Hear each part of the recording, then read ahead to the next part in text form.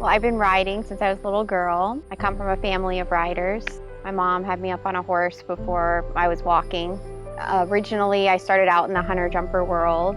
Hunters is when you're jumping over a series of fences and you're being judged on your equitation, which is a fancy way of saying how you ride, and your horse is also being judged. You're being judged on your form and your approach to the fences. It's not speed related, it's all your style.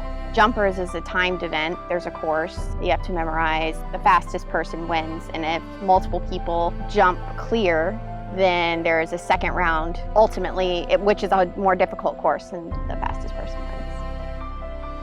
My mom had a horse that she didn't really have a use for anymore, which is Herman, and he kind of became my project, so I've just been slowly bringing him along. Once Herman got to where I was going to be able to compete him, we realized that the hunter world was not going to be where he was going to excel, so that was my segue into eventing. Eventing is a three-phase competition comprised of dressage, stadium jumping, and cross country. I've always been intrigued by eventing. I've always wanted to do it coming from the hunter-jumper world. It seemed intimidating to try to enter that on my own. Eventing is kind of like the ultimate endurance test for your horse.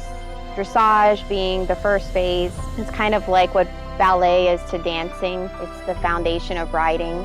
When your horse has a solid dressage foundation, they will excel at anything else you ask them to do. In stadium jumping, there's a series of fences that you have to memorize. There's an optimum time. The name of the game is to get your horse around the course without knocking any rails down and not going under or over the time limit.